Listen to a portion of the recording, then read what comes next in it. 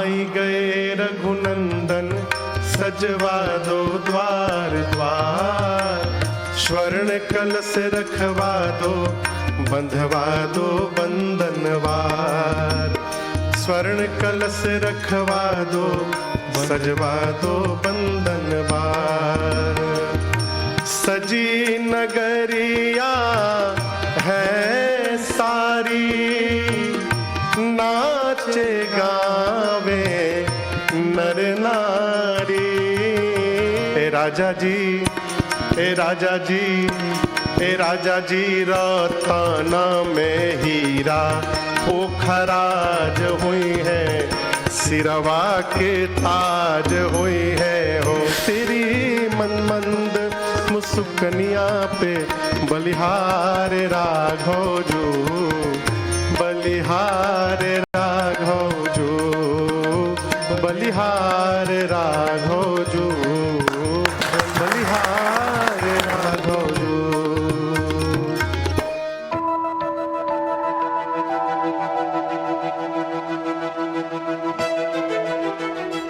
रामोत्सव प्राण प्रतिष्ठा वर्षगांठ। आप सभी को टाइम्स नाउ नव भारत की तरफ से राम राम। बहुत स्वागत है आपका उस खास प्रस्तुति में जो आज भगवान राम के अपने भव्य मंदिर में प्राण प्रतिष्ठित होने के 1 वर्ष पूर्ण होने के उपलक्ष्य में आज हम यहाँ उत्सव के तौर पर मना रहे हैं। आप सब भी इस उत्सव में शामिल हो और हमारे साथ इस उत्सव में शामिल होने के लिए बहुत बहुत विशिष्ट अतिथि यहाँ पर मौजूद हैं। उनसे आपका परिचय कराऊं और आज इस रामोत्सव में भगवान राम के प्रेम में गोते लगाने के लिए आप सबको आवाहित करूं। उससे पहले मुझे लगता है कि पहले एक काम तो मुझे करना चाहिए कि यहाँ सब कुछ मंदिरमय हो रहा है और ऐसे में मुझे कम से कम अब ना तो आगे बातचीत ना आपके साथ संबोधन करना चाहिए जब तक मैं कम से कम अपने जूतों को उतार कर और इतना पवित्र कम से कम ना हो जाऊं कि आगे भगवान का और यहाँ मौजूद जो विशिष्ट मेहमान हैं उनसे आपका परिचय कराने लायक पहले हो जाऊं। तो पहले आप जरा, प्रमोद जी बहुत धन्यवाद आपका। अपवित्राम पवित्रो वा सर्वावस्थांगतोपि वा यह स्मरेत पुंडरीकाक्षं सहवा याभ्यंतरा शुचि। 3 बार हल्का डालिएगा जल। केशवाय नमः, नारायणाय नमः, माधवाय नमः, क्योंकि मुझे लगता है ऋषिकेशाय नमः। एक बार तो अपने आप को उतना पवित्र कर लेना जरूरी था कि अब मैं आपका परिचय करा पाऊं और भगवान राम के संबंध में यहां बातचीत हो पाए। राजन तिवारी जी कहते हैं, पुनी पुनी कितने हु सुने सुनाए, ही की प्यास बुझत ना बुझाए। ये लाइनें और ज्यादा समझ में आती हैं अपने महत्व और अपने मर्म के साथ जब आप राजन जी के श्रीमुख से भगवान राम के लीलामृत का श्रवण करते हैं। विनय जी इनके छोटे भाई जो हैं इसमें इनका साथ देते हैं। सिवान से एक बालक वहां पैदा होने के बाद कब कोलकाता पहुंचा, कब अपने गुरु की शरण में रहकर उसने श्री रामचरितमानस का अमृत पान किया और कब वो पूरी दुनिया को ये अमृत पान कराने लगा, ये अब बताने की आवश्यकता नहीं है क्योंकि हर घर में जहां भगवान राम को मानने वाले जानने वाले लोग हैं वहां राजन जी को भी मानने जानने वाले लोग हैं। बहुत स्वागत करता हूं आपका, तालियों के साथ स्वागत होना चाहिए राजन जी का। और खास तौर से मैंने, क्योंकि आज यहां श्री रामचरितमानस विराजमान है, इसलिए मैंने खास तौर से पहले समझा कि खुद को पवित्र किया जाए और इस लायक बना जाए कि श्री रामचरितमानस का और भगवान राम के गुणों का स्तवन हो सके। तो पहले तो मैं ये जानना चाहता हूं राजन जी की आपको प्रेरणा कैसे हुई, भगवान ने कब अपनी शरण में आपको लेना शुरू कर दिया? सबसे पहले आपको मेरा सादर जय सिया राम और आपके समस्त दर्शकों को मेरा सादर प्रणाम। प्रेरणा कहें तो आदरणीय गौतम जी, बचपन से ही मेरे घर का जो माहौल रहा वो आध्यात्मिक ही रहा। इसके पीछे कारण है मेरे पूज्य बाबूजी। पूज्य बाबूजी के संस्कार के कारण हम लोग भी बचपन से ही मानस जी का पठन पाठन चलता रहा घर में। जीवन सामान्य जैसे सब बालकों का रहता है वैसे ही रहा। कथा क्षेत्र में रुचि नहीं थी, न कभी सपने में सोचा था कि मैं कथा भी करूंगा ठाकुर जी की। 2008 में मेरे पूज्य महाराज श्री प्रातः स्मरणीय पूज्य श्री प्रेम भूषण जी महाराज, उनकी कृपा दृष्टि हुई और उनके बार बार कहने से कि ब्राह्मण कुल में जन्म मिला है, माँ सरस्वती की कृपा है और ये शरीर लोहा के लिए नहीं जन्म लिया है, भगवान की कथा गाओ।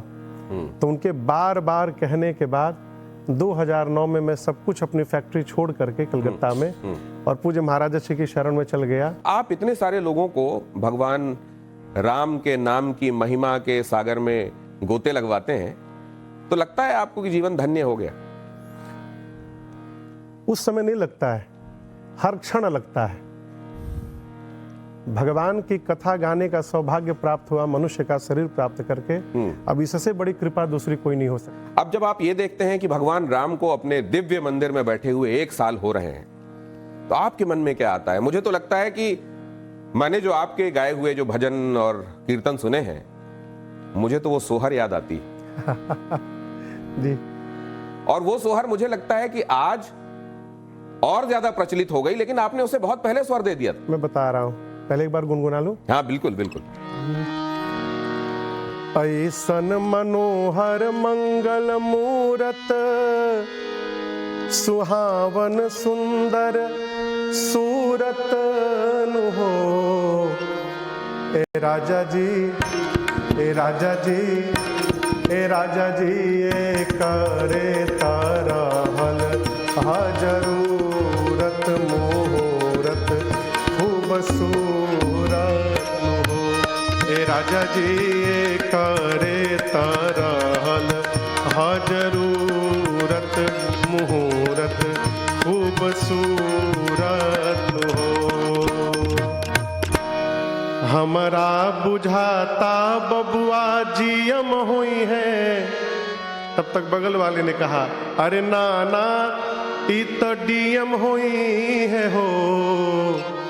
अरे हमारा बुझाता बबुआ जीएम हुई है नाना, ई तो डीएम हुई है हो। ए राजा जी, ए राजा जी, ए राजा जी, हिंद के सितारा ई तो सीएम हुई है, उससे ऊपरा पीएम हुई है हो। ए राजा जी, हिंद के सितारा ई तो सीएम हुई है, उससे ऊपरा पीएम हुई है हो। तो कई बार आपको लगता है क्या राजन जी कि नरेंद्र मोदी जिस तरीके से भगवान के लिए छत्र लेकर पहुंचे थे जब भगवान प्राण प्रतिष्ठित हो रहे थे, और उस तरीके से जब वो आगे बढ़ रहे थे, तो ये जब आप कहते हैं कि सीएम नहीं पीएम हुई हैं, हिंद का सितारा हुई हैं, आपको लगता है कि आपने असल में जो गाया वो प्रधानमंत्री नरेंद्र मोदी के ऊपर एन फिट बैठता है? अब तो जिसका चरित्र होगा उस पर अपने आप फिट बैठ जाएगा। हमने रघुनाथ जी के लिए गाया और इस गीत को हमने सबसे पहले 2018 में गाया। रायपुर में कथा चल रही थी, उसके बाद से जहां भी दुनिया में जाते हैं लोग इसे सोहर सुनने के लिए अवश्य प्रार्थना। तो मेरे मन में एक कौतूहल है, आप कह रहे हैं भगवान श्री राम के लिए अगर ये गाया, तो भगवान श्री राम तो किसी भी सीएम पीएम से ऊपर अखिल ब्रह्मांड नायक है वो तो, फिर तो ये सीएम पीएम पदवियां बड़ी उनके सामने गौण हो जाती। जब आप ये गीत पूरा श्रवण करेंगे तो एक अंतरा है, दूसरे वो अंतरा क्या है सुनाइए। हाँ, एक तो अभी सुना दिया आपको। हाँ। दूसरा अंतरा है, अरे कहल हमर सेंट परसेंट हुई है, ई बेस्ट स्टूडेंट हुई है हो। ए राजा जी, ए राजा जी, ए राजा जी, सब का से बेसी ब्रिलियंट हुई है, भारत के प्रेसिडेंट हुई है हो। ए राजा जी, सब का से बेसी ब्रिलियंट हुई है, भारत के प्रेसिडेंट हुई है हो। एक पहले सुनाए कि ये अंतरा रहा, ब्रह्मांड के नायक हुई हैं। मैं पहुंच रहा हूं। जब आप पूरा पद सुनेंगे तो बहुत सारे गायक बैठ के बधाई गा रहे हैं। तो एक ने कहा कि जीएम सीएम पीएम डीएम होंगे, एक ने कहा कि प्रेसिडेंट होंगे। अभी चल ही रहा था तब तक गुरुदेव भगवान वशिष्ठ जी आ गए सभी गायकों को डांट कर बोले नहीं चुप रहोगे, ये PM CM GM DM Treta में कहाँ होता है, सब कलयुग के पद हैं, गाना है तो त्रेता का पद गाइए। तब तक एक बुजुर्ग बाबा आकर हारमोनियम पकड़े और वो त्रेता का सोहर शुरू किए। अरे बबुआ हमार महाराज हुई है, आपकी बात पर आ रहा हूं, राजा धीराज हुई है हो, ए राजा जी, ए राजा जी, ए राजा जी, रतन में हीरा पोखराज हुई है, सिरवा के ताज हुई है हो, ए राजा जी, रतन में हीरा पोखराज हुई है, सिरवा के ताज हुई है हो। तो आपकी बात समाहित हो गई इसमें। और बिल्कुल सही, ये रचना भी बिल्कुल कि रत्नों में पुखराज होंगे। पुखराज मतलब गुरु तत्व, और उनका तो जो मैंने सुना है ज्ञानियों से कि कर्क लग्न की कुंडली और उसमें गुरु जो है लग्न में बैठे हुए हैं, तो बिल्कुल सही कह रहे हैं आप। अब राम जी पर ये जो चर्चा है, आप अलग अलग जगहों पर जाते हैं, वेस्ट बंगाल में भी आपकी कथाएं प्रवचन होता है, इधर जब आप भोजपुरी खाटी बोलने वाले इलाके में जाते हैं वहां तो होता ही है। राम का नाम जो पूरे भारत को और इस ब्रह्मांड को एक सूत्र में पिरोता है। अलग अलग जगहों पर जाकर जब आप कथा कहते हैं तो आपको फर्क क्या महसूस होता है? एक ही जैसा सब कुछ रहता है या कुछ कुछ चीजें बदलती हैं? बदलने वाली चीजें क्या होती हैं? सबसे पहली बात आदरणीय गौतम जी, ये माइक आपको मैं तब दिया करूंगा जब आप कुछ गा रहे होंगे। ठीक, धन्यवाद धन्यवाद। और आप खुद भी ले सकते हैं, ये रखा हुआ। जी बताइए।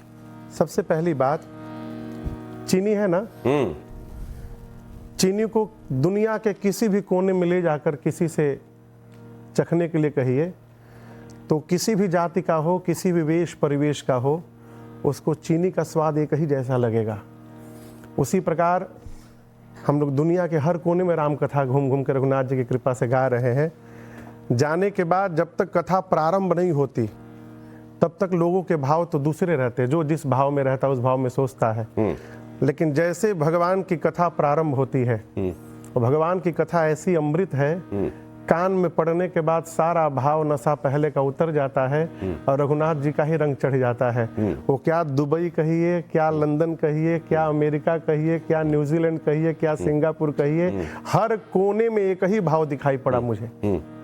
तो बड़ा अच्छा दृष्टांत आपने दिया कि चीनी सर्वत्र सबको मीठी ही लगती है, वैसे ही भगवान का ये गुणगान है। लेकिन जब भगवान को, क्योंकि आप भी अब इस अवस्था में हैं, आपने वो भी देखा होगा जब आंदोलन चल रहा था, वो भी देखा होगा जब ये लग रहा था कि क्या यहाँ पर वाकई भगवान विराजेंगे। कई बार ये भी लग रहा होगा कि केवल ये एक पॉलिटिकल नैरेटिव बन के रह गया है क्या, बस कि इसको गिनाया जाएगा, भगवान बैठेंगे कि नहीं। वो टेंट की बात, और फिर वो भव्य मंदिर, पिछले साल प्राण प्रतिष्ठा, अब 1 साल पूरा। जी, गीतों, आपके कीर्तन की जो लहरियां हैं, क्या उठती हैं आपके अंतर में जब आप भगवान को ऐसा वहां विराजे हुए भव्य देखते हैं? भगवान को देखते सबसे पहले जो पद स्मरण में आता है,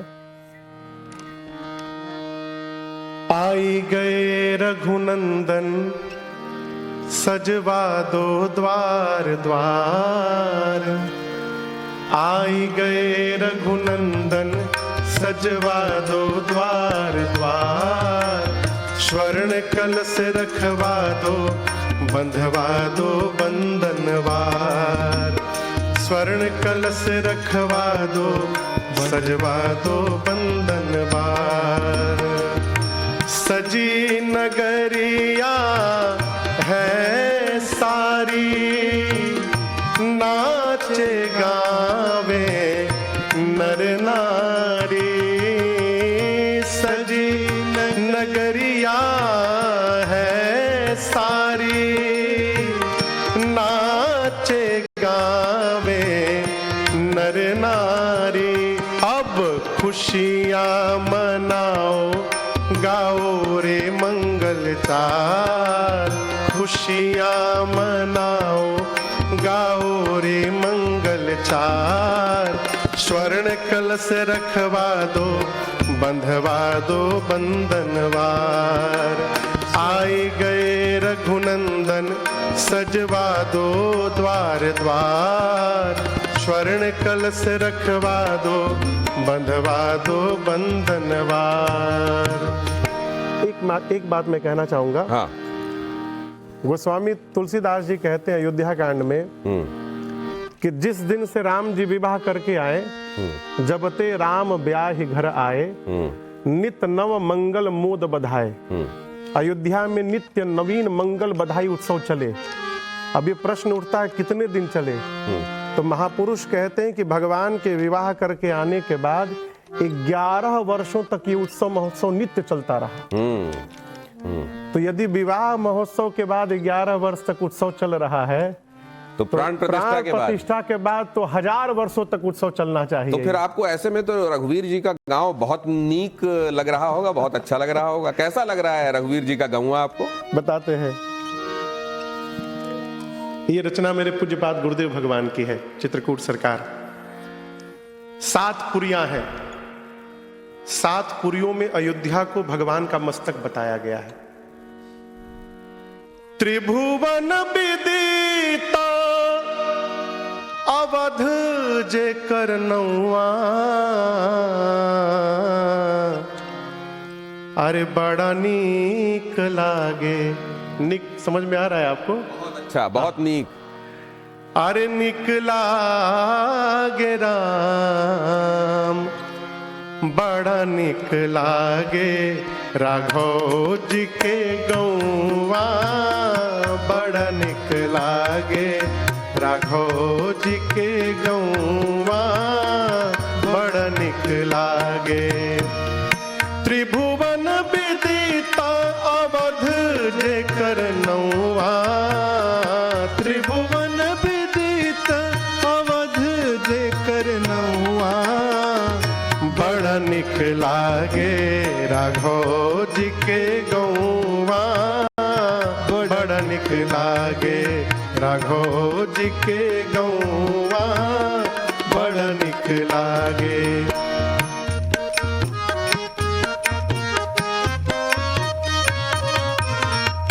दशरथ पिता जहाँ कौशल्या जी मैया।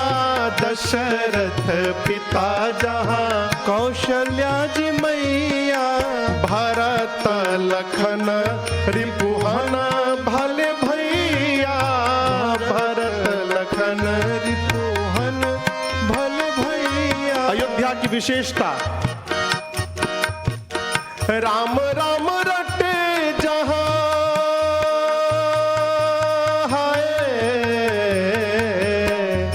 राम राम रटे जहाँ कोयल और कौआ। बड़ निक लागे राघव जी के गौवा। बड़ निक लागे राघव जी के गौवा। बड़ निक लागे। क्या बात। कुछ देर के लिए हम भी भूल गए कि हम यहाँ स्टूडियो में आपसे बात कर रहे हैं या वाकई वहाँ अयोध्या जी में ही भगवान के एकदम सामने खड़े होकर उनके दर्शन कर रहे हैं। भगवान राम, जिस नाम के बारे में कहा जाता है कि एक नाम ही भगवान के सहस्त्र नामों के बराबर है, और ये खुद भगवान शंकर जी ने पार्वती जी से कहा था कि एक भगवान का एक बार नाम राम ले लेने से उनके सहस्त्र नामों के पाठ के जितना ही पुण्य होता है। आज उसका श्रवण और वो नाम लेने का सौभाग्य हमें कई बार हो रहा है। ये आपकी वजह से यहाँ ये संभव हुआ है, और इन लोगों की वजह से, इनके लिए जरूर तालियां होनी चाहिए। ये लोग जो भगवान के नाम का संकीर्तन, सनातन का जो संदेश है वो पीढ़ी दर पीढ़ी ले जाने का काम जो हमारे भारतवर्ष में होता रहा है, अब जिनके मजबूत कंधों पर यह जिम्मेदारी है, वो ये एक बार जोरदार तालियां होनी चाहिए। और अब मैं जरा ये भी समझ लूं कि आज जब इतनी सारी परेशानियां हैं, तकलीफें हैं, और दुनिया की ये जो भागदौड़ है, जीवन की चक्की जो है, ये इतना फंसा के रखती है कि इसमें कई बार कई चीजें जाने अनजाने होती हैं, और उसमें आपने एक बड़ी अच्छी स्तुति भगवान के सामने करने का एक आपने जो तरीका लोगों को बताया कि भगवान अगर मेरे अवगुणों को आप देखेंगे तो मेरा उद्धार कैसे होगा। वो जरा सुना दीजिए और उसके बाद मैं आपको इधर स्क्रीन की तरफ लाऊंगा और कुछ एक चीजें आपकी निगाहों से पढ़ने की कोशिश करूंगा, लेकिन पहले जी। ये जो पद है साकेतवासी प्रातः स्मरणीय पूज्य श्री स्वामी राजेश्वरानंद सरस्वती जी महाराज की रचना है। भगवान श्री राम का एक विशेष स्वभाव मैं आपको बताऊं, भगवान अपने भक्त का दोष नहीं देखते। भरत जी कहते हैं कि देखी दोष कबहू न उर आने, सोनी गुण साधु समाज बखाने। भगवान अपने भक्त का दोष नहीं देखते, कितना भी दोष उसमें क्यों ना हो, और यदि कहीं से भी तनिक सा भी यदि गुण दिखाई पड़ गया तो साधुओं से भरी समाज में अपने उस भक्त की प्रशंसा राम जी करने से नहीं चूकते। यही स्वभाव भगवान का सुनकर एक भक्त उनके पास गया और कहता है, अगर नाथ देखोगे अवगुण हमारे, अगर नाथ देखोगे अवगुण हमारे, तो हम कैसे भाव से लगेंगे किनारे, अगर नाथ देखोगे अवगुण हमारे, अगर नाथ देखोगे।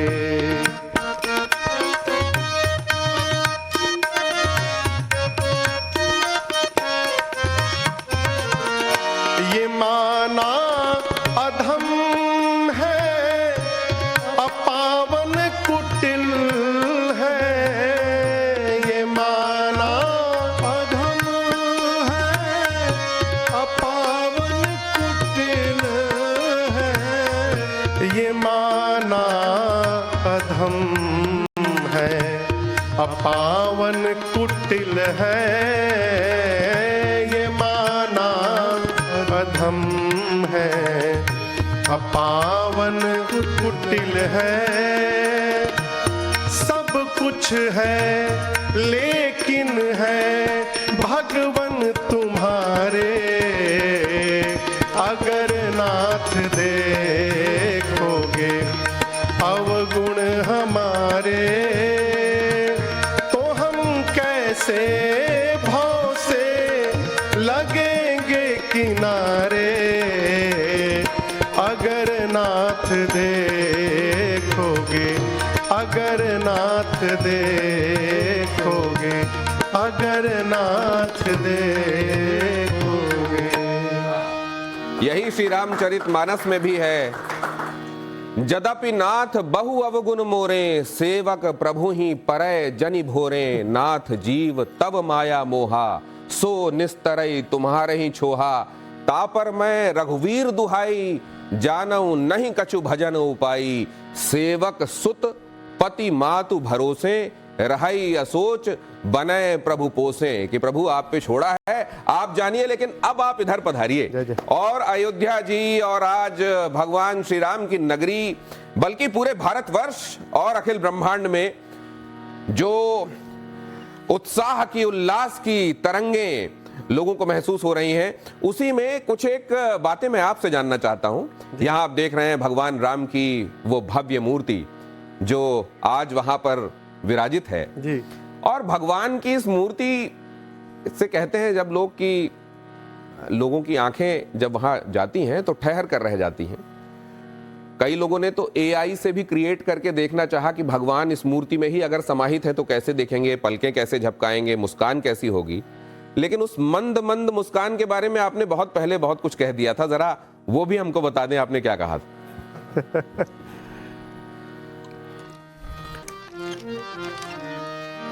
ये भाव तो भक्तों का युगों से है। आप ये स्वरूप देखिए, अय है तेरी मंद मंद मुस्कनिया पे, तेरी मंद मंद मुस्कनिया पे बलिहार राघव जू, बलिहार राघव जू। तेरी मंद मंद मुस्कनिया पे, तेरी मंद मंद मुस्कनिया पे बलिहार राघव जो, बलिहार राघव जो।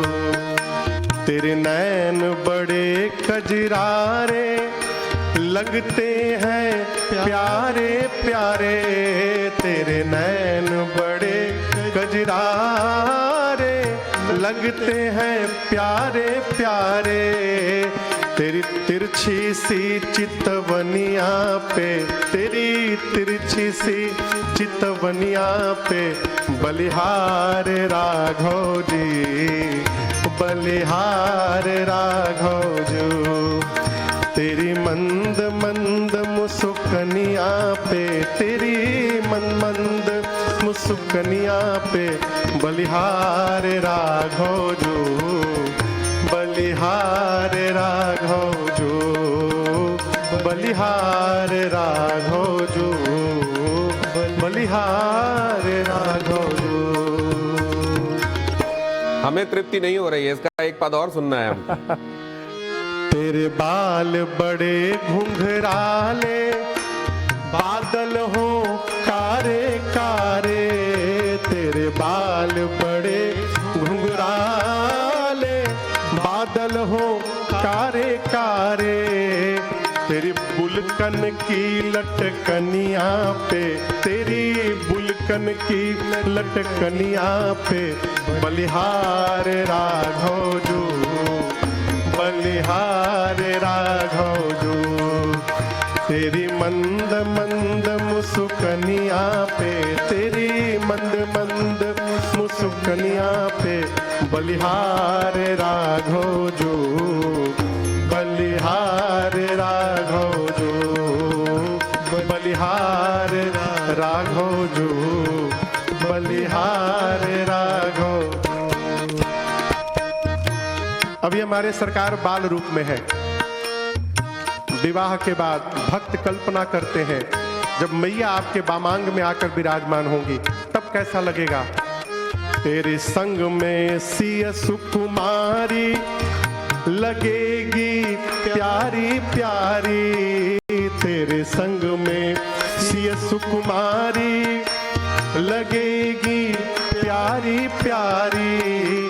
उस जुगल जोड़ी पर जाऊं मैं, उस जुगल जोड़ी पर जाऊं मैं बलिहार राघव जी, ओ बलिहार राघव जो।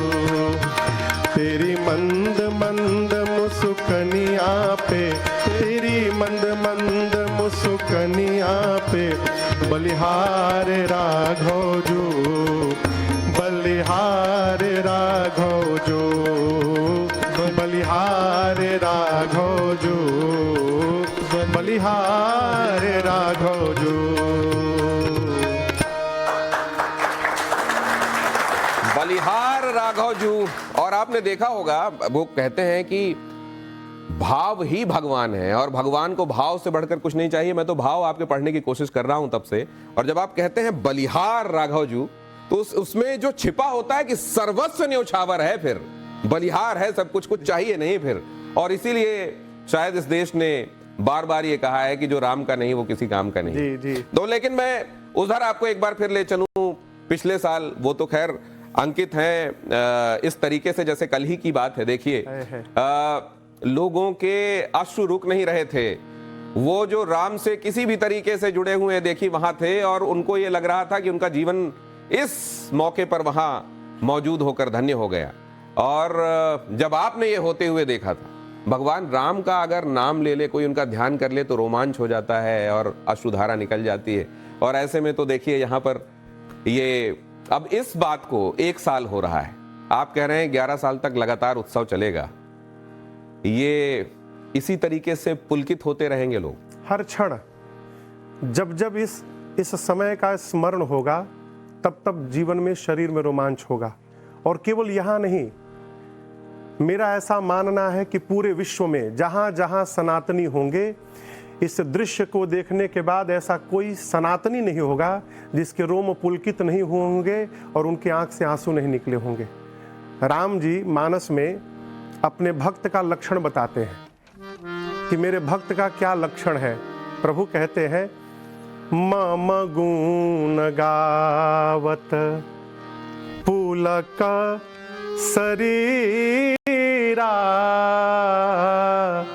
गद गद गिरा नयन बहनीरा।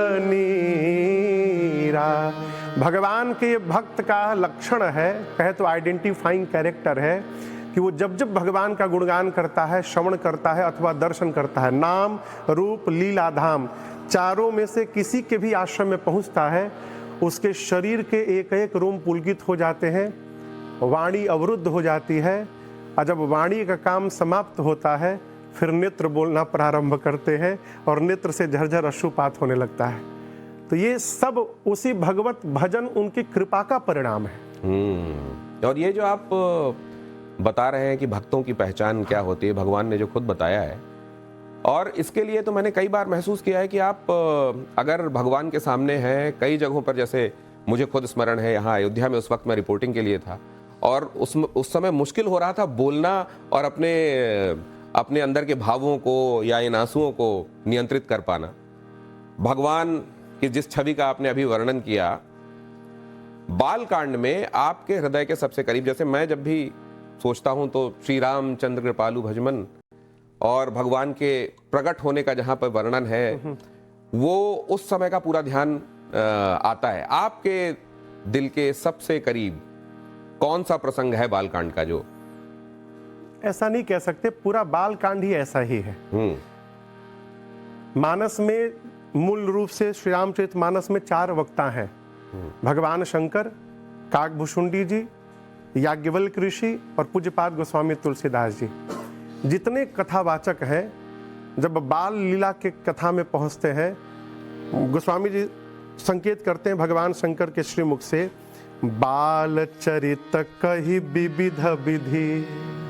और सब चरित्र तो सीधा सीधा कहे, लेकिन भगवान का बाल चरित्र, बाल चरित कही विविध विधि, मन महु परम उछाह। ये कहीं और नहीं लिखा गोस्वामी जी ने।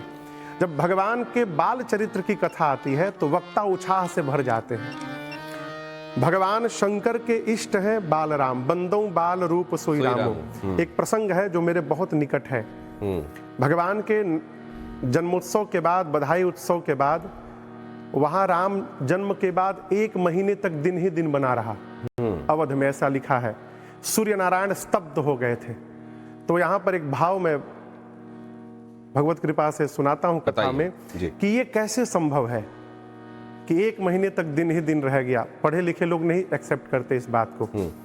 सूर्यवंश में परमात्मा ने अवतार लिया है। दोपहर में 12 बजे अवतार लिया है। 12 बजे सूर्य नारायण सिर के ऊपर रहते हैं। बिल्कुल।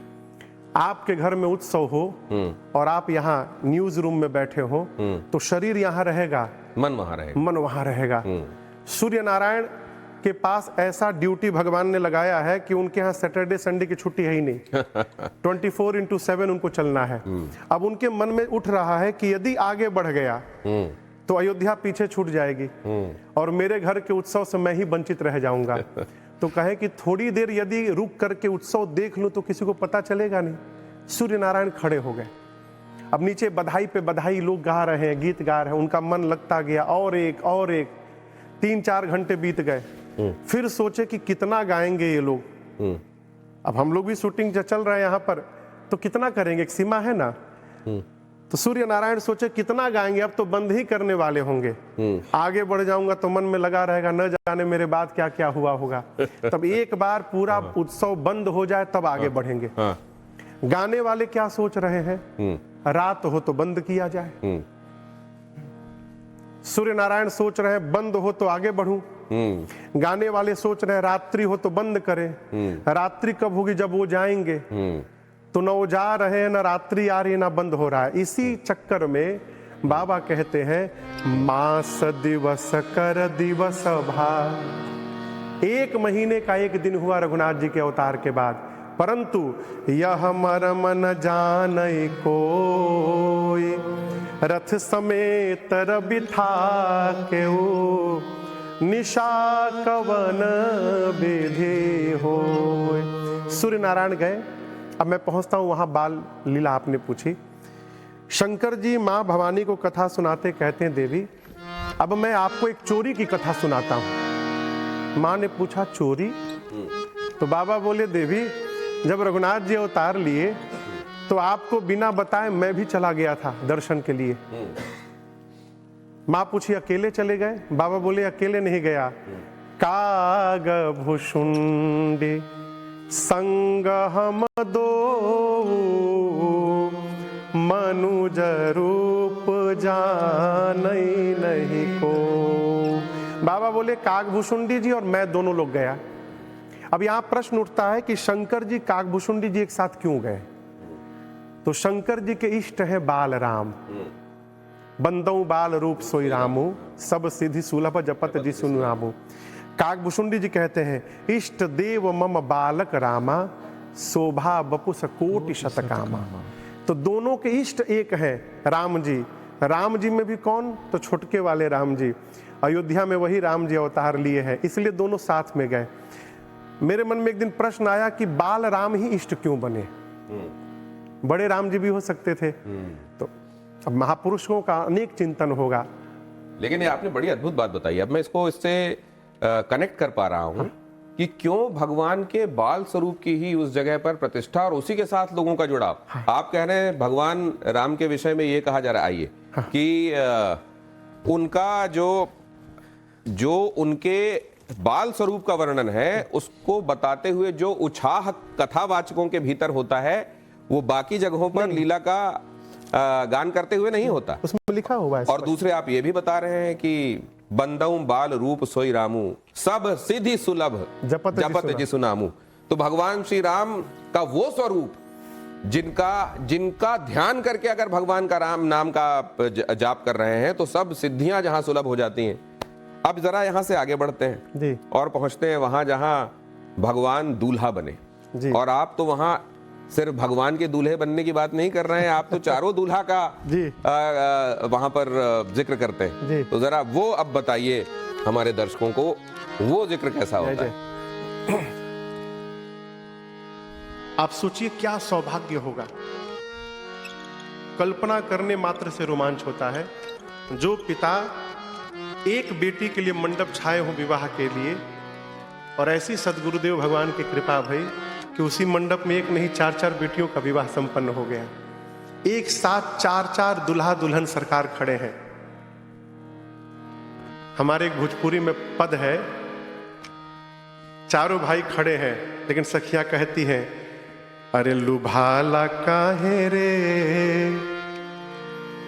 हे संवर के पे मनवा, लुभाला काहे रे, हे संवर के पे मनवा।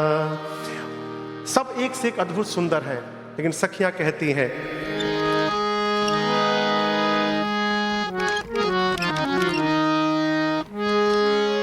आज मिथिला नगरिया निहाल सखिया,